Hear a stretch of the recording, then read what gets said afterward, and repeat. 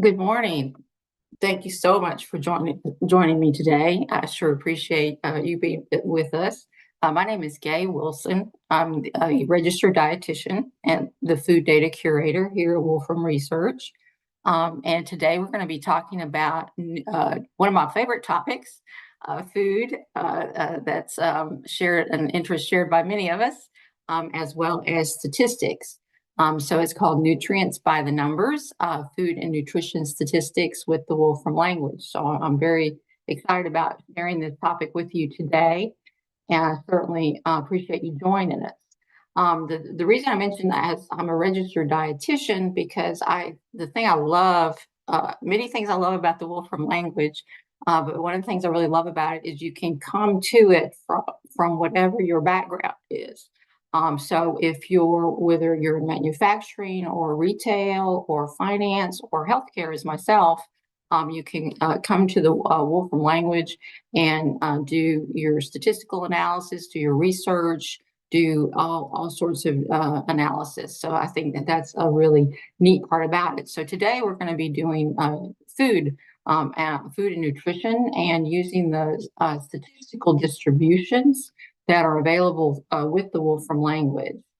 So I'm very excited about that. And as I mentioned, you also can use these statistical functions in whatever your specialty is, your unique specialty is. So let's go ahead and get started here. The way we have food organized in the Wolfram Language is in these entities. So the entities hold the data behind the entity, whether it's the strawberry or the blueberry and so forth. All of that nutrition data, all of those, whether it's sodium, potassium, carbs, protein, all of that is held within that entity. And there are hundreds of specific brands and of those foods and USDA entities behind that food entity. So, for example, I'm going to be pulling together some groups before we start analyzing the data. We're going to pull together some groups of types of food so we can analyze those groups against one another in statistical distributions today. So for example, I've said, let's go find these berries. We're going to have a group of berries that we're going to analyze. And you can quickly look at what this entity looks like.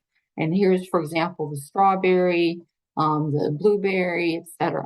And so that's where all of our data is held within with that particular type of berry. And so, for example, just looking at the length of the strawberries, let's see how many strawberries, brand strawberries, USDA strawberries, how many do we have behind this yellow box right here? And we've got 259 different strawberries, whether it's branded and so forth. In fact, what I've done here is I said, let's just, of the 259, let's randomly look at 5 of those berries and see here's a variety. USDA has lots of strawberries in their database that we use. So if we also want to see, who else have we got here behind? We've got all these different branded strawberries of those 259. So this is just showing you the variety of actual explicit data that's behind each entity of food that we're going to work with today. So as I said, before we get started, I want to quickly get our groups, a good data analysis. We want to get our groups put together first of what we're going to look at. So you can see we've already defined our berries. I've gone ahead and defined our citrus. We're going to do some analysis of citrus fruits. So we're going to take a look. You can see we've got our lemons, our entities. So we've pulled that. So next we're going to do a group of greens. We're going to be looking at some folate, all kinds of nutrients in our kale and our spinach and so forth. So I've gone ahead and let's get our greens put together, get our entities so we get our data ready to go. Going to do the same with meats here. I've pulled together a variety of meats, bacon, beef, chicken, etc. So we've pulled that together. Some of my favorites, pastrami, bratwurst. And then also we're going to pull together some fish, some varieties of fish. So you can see, got our salmon in there. Good source of those omega-3s. And anchovies, and a variety of fish here that we're going to be taking a look at. And down here where I'm from, got a lot of catfish. So we're gonna those are our food groups ready to go. So we've pulled together all that data is behind it, and then we're going to start our analysis with the statistical distributions and functions that are available in the Wolfram language, which is I sure wish I'd had this couple of decades ago when I had known about this when I was doing my thesis. It would have made my my thesis analysis a lot more straightforward. So we're going to start with the t-test, and you may be familiar with t-tests. It's basically asking the question. A t-test is asking the question: is there a statistically significant difference between the averages or the means of two different groups? Or is that difference in their means just due to random chance, right? So what we're going to do is we're going to take the t-test function in Wolfram language, and we're going to say, are the zinc and folate means of berries significantly different from the zinc and folate in green vegetables? So that's going to be our question. So berries and green vegetables are not significant sources of zinc, but we're going to use the statistics function to evaluate those trace amounts of this really vital nutrient in berries and green vegetables. Okay, so we start with the null, as all of you probably recall from your research methods classes.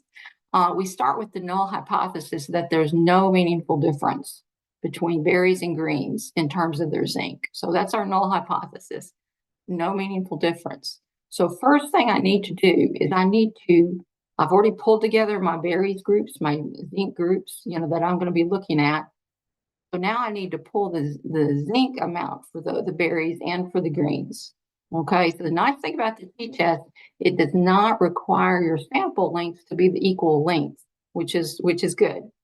And then what we're going to do is I've pulled here using the relative zinc content for all those berries and greens that we pulled. And then also I'm going to use the quantity magnitude function, which you'll find very helpful in the Wolfram language because it's pulling out my milligrams, because these are milligrams per gram. So this is milligrams per gram of berries, milligrams per gram of greens. But we don't want that because we're going to want to do some visualization. So we want to pull our units out. So by saying I'm going to use the quantity magnitude function, that'll take those milligrams out so we can do some visualizations, some charting. So I've already pulled, as you can see, I basically have just run these functions and pulled the actual data for relative zinc content in berries and greens. So what can I do with this now that I have this data for each of those entities, each of those berries, each of those types of vegetables? Well, I can easily, we've got a mean function, what's my mean? So that's certainly, that's certainly very quickly and get a quick picture of your mean. Now, one thing the t-test does require, as you may recall from your statistical methods classes, it does require normal distribution of the data. So that's the requirement. Now, the nice thing is if the t-test function in the Wolfram language will automatically test for normal distribution. But what I wanted to do here today, so it'll tell you if it's not normally distributed, but I want us to check it ourselves because I want us to use the distribution fit test function. So you see, when you don't want to check it yourself, you see how that works. So what that's going to do is going to return a p-value, which is so that our default null hypothesis is that the data is normally distributed, right? So I'm going to run the fit test, the distribution fit test on my data for berries and green zinc. And I want to just double check, just show you that we're double checking that it's normally distributed so that we can use the t-test. Okay, so we're going to use the 5% significance level. That's very, very common. You've probably used it before to determine whether we're going to reject or fail the null hypothesis, or fail to reject the null hypothesis. Okay. Okay, so If we look at our distribution fit test, we can see that they're greater than the 5%, greater than 0.05. So because they are greater than 0.05, we fail to reject that null hypothesis, and we can conclude that the zinc data is normally distributed for both groups. Okay, so it says, yeah, great, we're going to go ahead and use the t-test. It's appropriate. So when I run t-test, very straightforward in the Wolfram language, t-test, run it. So that's really handy. So I'm going to run my t-test and I get 0.04. And so what I found is I am less than 5%, right? So I am less than 0.05. I can reject the null hypothesis, and I can conclude there's a significant difference in the average zinc of berries versus the average zinc of green vegetables. So I thought one good way to visualize this, easily visualize this in the Wolfram language, is a paired smooth histogram. And you can see the spread. You can see how the greens is spread a little bit farther out, different heights. So you can sort of see that significant difference in the two groups visually. Next, we're going to examine that folate. We talked about looking at the folate difference in berries versus greens, right? So I'm not going to, I'll show you. I went ahead and ran the data. We used quantity magnitude just like we did before. And I've pulled that relative. You can see my property that I'm pulling, relative folate, food folate content for each of those groups. Okay, so quickly, I like doing the distribution fit test. You don't have to. The Wolfram language will tell you if the t-test is appropriate. But I like to say, let's take a look. Okay, again, they're both above 5%. Okay, so it's good. We can use the t-test just like we did before. And when I ran the t-test, you can see for the folate, it is below that 5%, quite a bit below that 0.05. That means we can reject the null hypothesis again because the folate difference between the two groups is statistically significant. This is something I really thought was very cool that I like using is the Wolfram language will write the t-test, the test conclusion for you. I like that. And it'll either give you a full-length description of the test conclusion, or you can even ask for the short test conclusion. So you can see I set my difference. I want to know is 0, set my difference is 0, meaning is there any difference, right? And it says the null hypothesis, you can reject it based on the t-test. And then I like the short conclusion. It just says reject. So I think that's a neat way to basically do your conclusion. A paired histogram I found I like the way this visualized. I'm very proud of myself. I used the chart style rose colors. So I was able to get my green folate as green and my berries folate as berry colored. So I was very, very proud of my styling there. So you can see a paired histogram is a great way to see that significant difference in the folate content. And you can see how they compare real quickly. And you can tell that there certainly is a significant difference there. Okay. So now that we can go on and we're going to look at iron. We're going to go into another test, but first we're going to look at iron for the berries and the green vegetables. So we're going to get a new nutrient, and we're pulling this relative iron content here. So as you can see, we've gone ahead and pulled it just like we did before. Our iron content for berries, our iron content for green vegetables. So that's what we're going to be working with now. Now, I wanted to quickly, before we go into to run the test to check for significant difference, I wanted to show you some visualizations. I try to mix up my visualizations in the Wolfram language, and we've got a lot of them we can choose from, which is really great. I like this. If you want something, you don't have much space, you want something very succinct, you don't want to use up a lot of space, the number line plot is a great little visual. And so you can see the spread there between the berries and greens just in terms of the distribution there. So scatter plots we're very familiar with. That's the list plot function in the Wolfram language. And so that's very, very popular, as we all know. And you can do specific markers. I just use automatic, but you can specialize your plot markers on your legends, and lots of options available to you with the list plot function. So you can see that's our iron data kind of scattered around there. Box and whisker, you're probably very familiar with as well. That's available. So you can see, your box represents your middle 50% of the data values. The white line in the box is the median. And then your vertical lines, or your whiskers, where your data lies. Now, the default excludes the outliers, but there is an option in the Wolfram language for you to include those outliers in the chart. But I didn't want my chart like going, if there was a berry that was far outlying everybody else. So I've stayed with the default, but you can include the outliers if you so choose. So that is an option. So this is where we, looking at our berries and iron, you can, not surprisingly, our instinct says greens have more iron, right? So you can not surprisingly see that that box is a higher value there in greater range. Okay, we're going to keep going. Quick distribution, and here's the difference. I wanted us to look at distribution fit test one more time because I wanted to see on the previous ones. On the previous ones that we had, they were significantly different. They were all above 5%, right? So, but here's the difference here. If we look at greens, the distribution fit test, we've dropped below that 5% level. Therefore, what's that telling us?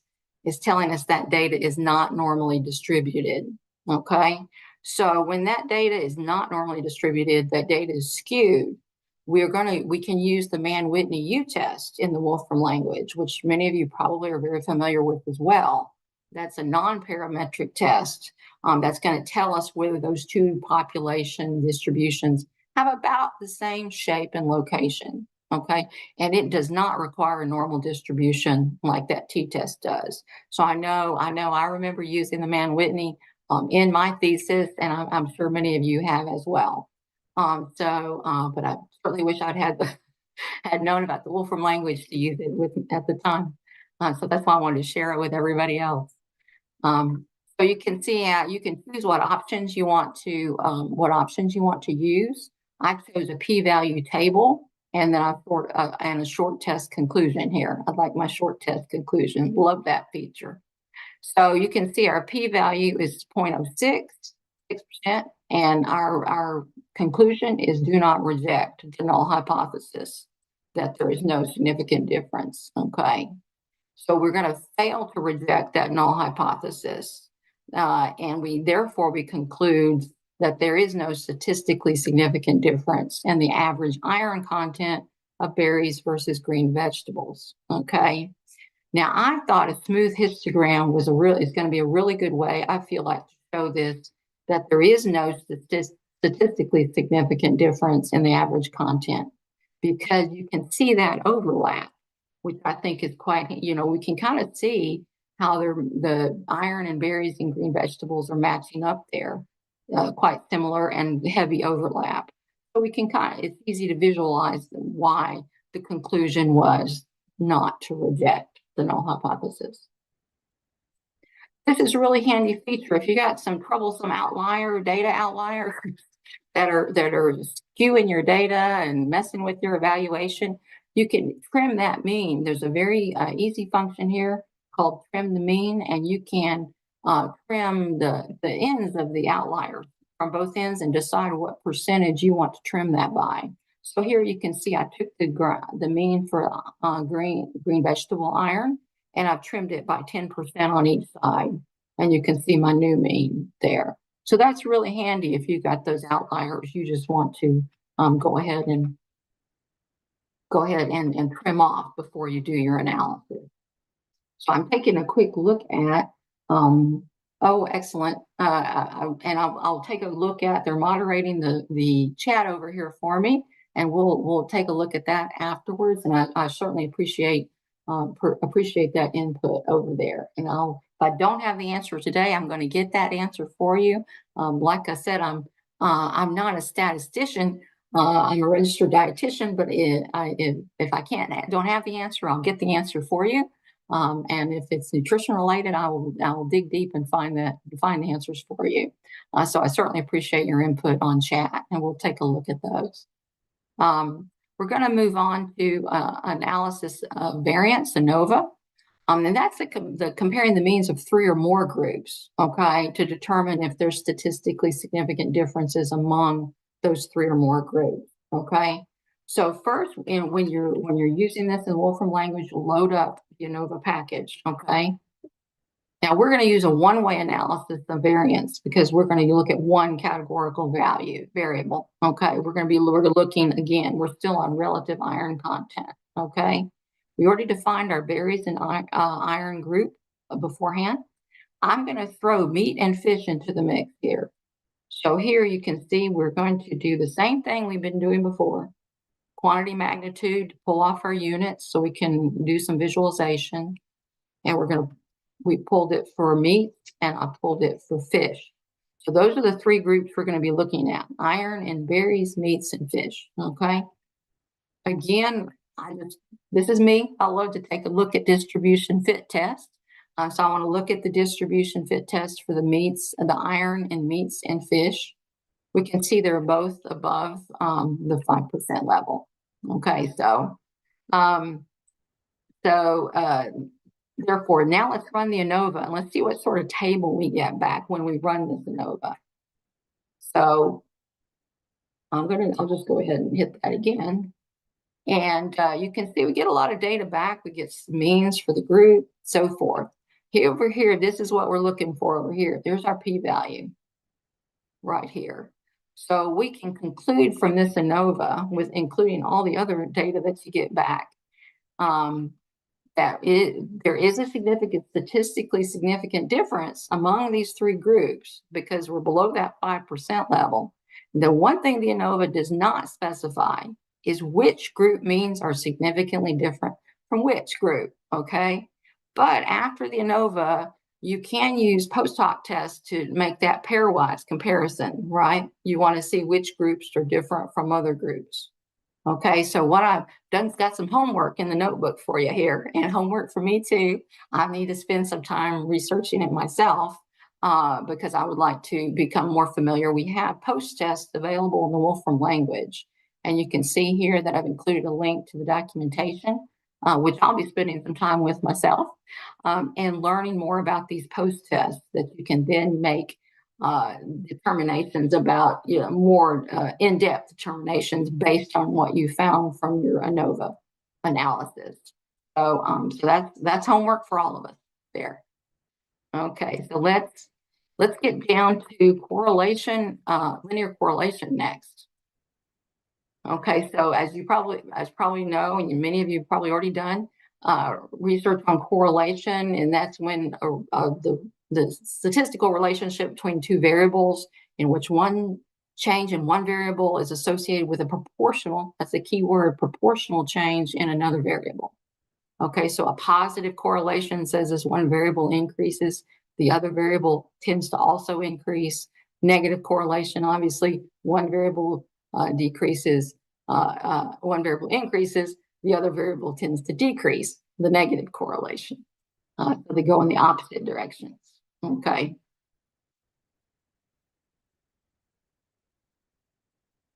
Okay, so let's examine the correlation. We're going to look at fat and calories in meats. Okay, so first what we've been doing all along, we grabbed this is the property we're looking at now, relative total fat content and relative total calories. Okay, then in order to do our correlation, we've got our data. We're going to do the transpose function, and we're going to pair the fat and calorie values for each type of meat, and then we're going to plot those pairs. So it's very easy to take that data and pair it up with the transpose function, which is great, which is excellent, easy to do. So you can see what we've done here is I've paired it up, all that group meat, fat, calories pairs for meats, and then apply. If list plot is a great, easy way to see, that, how is there a correlation? Are they moving together? Are these moving together? And you can see our plot. We are sloping upward. So we can, and not surprisingly, right, we can conclude fat and calories in meats are positively correlated, right? As total fat increases, so do calories. Okay. Yeah. Certainly this is not a big surprise. Not a big surprise. So but let's look at one that's less obvious. Why don't we do that? What about, let's look at vitamin C and potassium. Okay, they're really vital nutrients in citrus fruits, right? But are they correlated, right? You generally don't think of vitamin C and potassium as being associated with one another. But is there a hidden statistical correlation? Maybe. Why don't let's look, let's find out. So we've pulled our vitamin C, our property here. Look at what we're using, relative vitamin C content. And then also we're going to pull relative potassium content. And we're going to apply that to our citrus groups that we defined at the start of our day together here. Again, I'm going to use the transpose function. I've paired them to pair those up, right? And then I want to take a look. Let's plot them. And our instinct was correct. As you can see, the plot, and there's no correlation between the vitamin C and the potassium in citrus. All important nutrients, both important nutrients, but no statistical correlation between in their relationship to each other. But it was worth trying. And then if you think of other possibilities, whether, especially if it's in nutrition or is this nutrient and this nutrient related, this is a great way. Or even in finance or your manufacturing or your retail sales or anything that you work in, this is a great way to quickly see, is there a correlation between the two? Are they statistically related to one another? So in this case, this confirmed our assumption that there was no statistical correlation between vitamin C and potassium. Next, let's get to linear regression. And this is great, especially if you're not only in nutrition, but also if you're going to be modeling, say in sales or making projections, then you're probably familiar with linear regression as a way to model those relationships. And we're going to find the best fitting straight line to represent the relationship between two variables. So our example today, since we're with food today, food and nutrition, is we're going to look at the total saturated fat and the monounsaturated fat content of meats. Okay, so let's do that. You can see our Wolfram language properties here: relative total saturated fat content and relative total monounsaturated fat content. So you can see I've applied that to our meats we defined earlier. Again, I've used the transpose function to pair those up. And now what we're going to do in linear regression is we're going to use the Wolfram language linear model fit function. And this is great. Again, wish I'd had this in grad school access and known about it. So spread the word, tell your friends. So this is the linear model fit function. I want the best fit to get my intercept and my slope. And then I'm going to put that in a list plot. You can see I've already done that here. And this is a really great way. You can, style it however you like. I want to make sure that my trend is red here and pops off. So you can see this is a great, you can see that not surprising trend, not surprising relationship between saturated fat and monounsaturated fat. This is not a big shocker, but it is a great way to model that relationship between saturated fat and monounsaturated fat in meats. So again, can think of all kinds of ways to use this linear regression model. So one other thing that's very useful is you want to see how strong is that correlation, and you can use the correlation function that gets you the correlation coefficient that tells you the strength and tells you the direction of that relationship. So I got excited and just stomped on my keyboard there. That coefficient is going to be between -1 and 1, and 1 is that perfect positive correlation. -1 is that perfect negative correlation. So your general guideline is if it's above 0.5 or below negative 0.5, it's strong correlation. If it's in between, it's weak or no correlation. What is our correlation between the saturated fat and the monounsaturated fats in meats? That's 0.9. I call that a pretty strong positive correlation, right? Which not surprising. We probably could have guessed that, right? But let's look at it. This I think is a really cool visualization you can do in the Wolfram language, the smooth 3D histogram. So you can see that big old everybody, the big correlation there in this particular model visualization. You can see how strong that correlation is between that. Let's do another one that, obviously not all correlations are positive. So when we think about breakfast cereals, what do we think? Let's think about that. Breakfast cereals. If you think about sugar and fiber in breakfast cereals, your assumption, right, is that as sugar goes up in your breakfast cereals, fiber is going to go down, right? And as sugar goes down, fiber goes up, right? Let's see if that's actually correct, okay? In terms of the relationship between sugar and fiber and the myriad of breakfast cereals available to us these days. So again, I'm going to pull my breakfast cereal, my entity, and out of curiosity, I'm going to say how many actual branded breakfast cereals do I have of data behind that? And right now in the Wolfram knowledge base, I've got 232 branded and USDA and different data points behind that, and actual specific breakfast cereals behind that entity there. So like we did earlier with the strawberries, I said, hey, give me 4 of those. I've got Cocoa Puffs, Captain Crunch. I've got mini wheats. That's personally, I thought those mini wheats. So let's look at another random set. What else is back here? Oh, Fruit Loops. Do we remember those? Cheerios, very popular. So you can see we can just keep going because we've got 232. So it's amazing the range. We've got honey bunches of oats, etc. So you can see we've got a lot of foods behind with a lot of data behind our breakfast cereals entity. Next, I'm not going to make you wait on this because it's pulling all the data, the total. This is our property relative total fiber for all those 232 breakfast cereals. So I went ahead and pulled that. I put a semicolon so you wouldn't have to look at that list of all 232. But when you download the notebook, feel free to run that again and look at the everything that's behind that. So what we did, and we've now pulled down the relative total fiber content for those 232 breakfast cereals. Like we did in the example, I'm going to get the data. So again, because there's so much data behind this, I went ahead and ran it, put the semicolon. So I learned that's very valuable.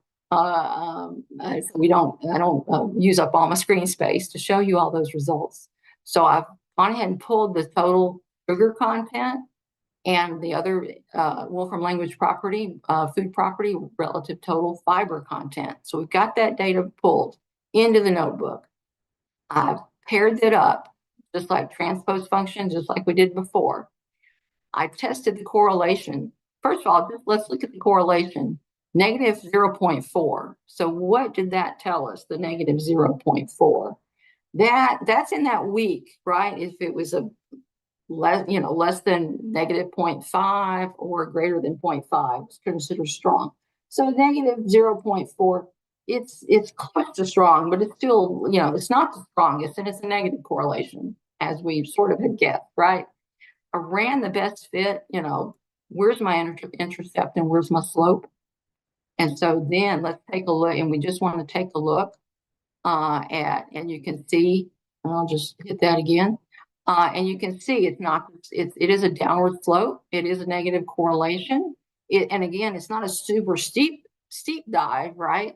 So you can see that that's negative, 0.4. It's a downward slope, but it's not the steep decline.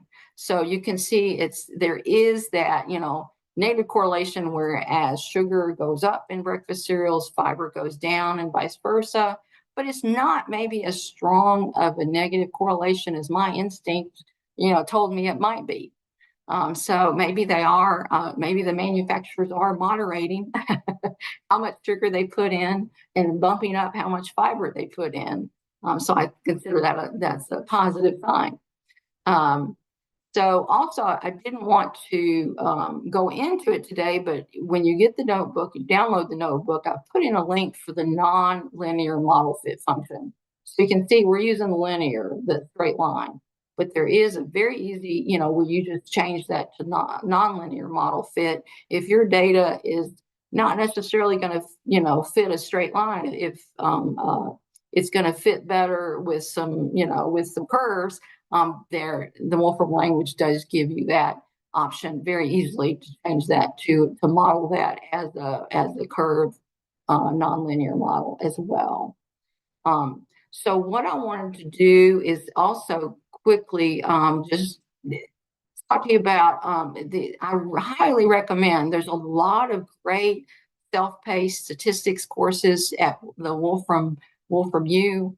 I really recommend that you visit those. This is how I took this introduction to statistics class, got me very excited about these functions, and that's how I ended up going down this path and saying, what can I do with all these statistical distribution functions, and how can I apply that to food and nutrition statistics that we have in the Wolfram knowledge base. So that I took that one. Great class. They're all great classes. I highly recommend. I took this one as well. So I do highly recommend that. And spend some more time learning more about all these statistics functions and putting them to use in your daily life, because it's been a lot of fun. It's been a lot of fun. I'm going to look over. Let me check real quick over here on an inquiry from Rebecca, metadata on the source data, and what is the source of data for vitamin C. And I can. We're primarily a USDA. We do have some, let's see. Okay, great. We have they have included, by the way, the notebook is in the chat. We'll also have it in Wolfram Community as well. And, certainly, to reply to Rebecca's query about the metadata, the source data, we do try to keep the fairly current. We're kind of always, what we're doing is we really monitor what users are asking for, and we're adding to it in that way. We have primarily USDA data, we have European data as well, but we also are monitoring, because there's a lot more queries coming in on plant-based foods that are looking for those trends. And adding those foods as we see more of them. So that's one of my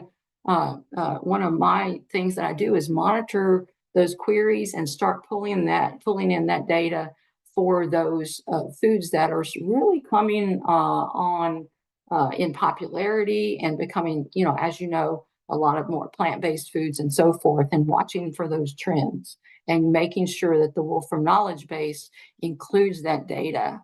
But as in answer to your question, we are trying. USDA is our primary source. We also have European food data as well, and then we are also adding foods as we see the queries, more and more queries for those increase as well.